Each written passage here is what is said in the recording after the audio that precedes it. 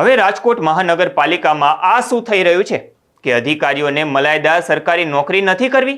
લોકો સરકારી નોકરી મેળવવા માટે રસ્તે રજડે છે અને આ રાજકોટ મનપાના અધિકારીઓને રાજકોટમાં નોકરી નથી કરવી.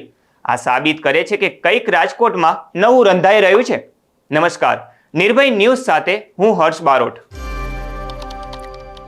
રાજકોટના ટીઆરપી ગેમ ઝોનમાં 25 મે 2024 થયેલા અગ્નિકાંડમાં 27 લોકોના મોત નીપજ્યા હતા.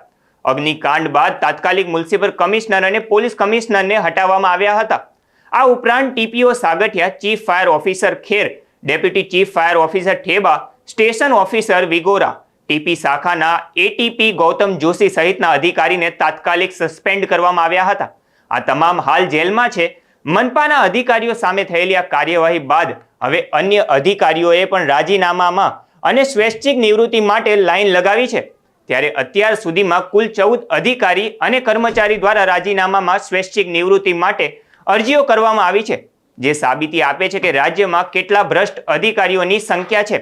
રાજકોટ જે અધિકારી આવે છે તેને ક્યાંક ને ક્યાંક છુપાયેલા ભ્રષ્ટાચારના મામલા બહાર આવે, તેથી તે હવે રાજીનામા આપી રહ્યા છે. આખા ગુજરાતમાં કોઈ અધિકારીની રાજકોટમાં કામ કરવાની કોઈ ઈચ્છા નથી તેવું લાગી રહ્યું છે. આ 14 અધિકારીઓએ અનેક કારણો તો આપ્યા છે, પરંતુ તે કહેવું મુશ્કેલ નથી કે કારણો પાછળ ક્યાંક ને ક્યાંક તેમનું ભ્રષ્ટાચારનું કારણ છુપાયેલું છે. જે રાજકોટ મહાનગરપાલિકાની ટાઉન પ્લાનિંગની શાખા અગાઉ મલાઈદાર ગણાતી હતી, જેમાં પોસ્ટિંગ માટે ઇન્જિનિયરો, રાજકીય આગેવાનો તેમજ અધિકારીઓની ચાપલૂસી પણ કરતા હતા, તે જગ્યાની પોસ્ટિંગ માટે લોકો રાજીનામા આપી રહ્યા છે, જે દર્શાવે છે કે રાજ્યમાં ભ્રષ્ટાચારનું પ્રમાણ કેટલું છે. જોકે ટીઆરપી અગ્નિકાંડ બાદ ટીપીઓ ફાયર અધિકારીઓ સામે કડક કાર્યવાહી કરવામાં આવતા રાજકોટ મહાનગરપાલિકાના કર્મચારીઓ ફફડી ઉઠ્યા છે. તેમજ માત્ર કોર્પોરેશનના કર્મચારીઓને ટાર્ગેટ કરી દોષનો ટોપલો તેમના ઉપર ફોડવામાં આવતો હોવાની ચર્ચાઓ પણ હાલ વહેતી થઈ છે. તેમનું કામનું ભારણ પણ સતત વધી રહ્યું છે. એટલે જ નહીં, અગ્નિકાંડ સમયે તેમજ તાજેતરમાં ભારે વરસાદના સમયમાં અનેક કર્મચારીઓએ ન્યાય ડ્યુટી તેમજ ઓવરટાઈમ પણ કરવો પડ્યો હતો, જેને લઈને અત્યાર સુધીમાં ઘણા કર્મચારીઓએ રાજીનામા આપી ચૂક્યા છે. આગામી સમયમાં પણ અનેક કર્મચારીઓમાં રાજીનામા આપે તેવી શક્યતાઓ છે. આ ફફડાટના કારણે જ પગાર કરતા અડધા પેન્શનમાં જીવન ગુજારવા માટે આ વિભાગના અધિકારી કર્મચારીઓ તૈયાર છે. બીજી તરફ ટીઆરપી ગેમ ઝોનમાં જીવતા બુઝાયેલા 27 નાગરિકોના મોત અને તેમના પરિવારજનોની પીડાને જાણે ગુજરાત સરકાર ભૂલી રહી હોય તેમ લાગી રહ્યું છે.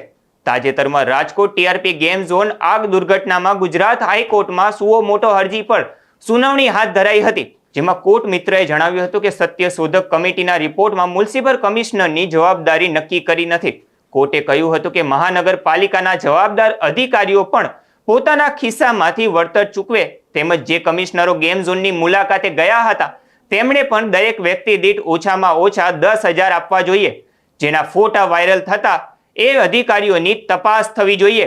આ 14 અધિકારીઓના રાજીનામા વિશે તમારું શું માનવું છે તે કમેન્ટ બોક્સમાં જરૂરથી જણાવજો. અમારી ચેનલ નિર્ભય ન્યૂઝને લાઇક, શેર અને સબસ્ક્રાઇબ જરૂરથી કરજો.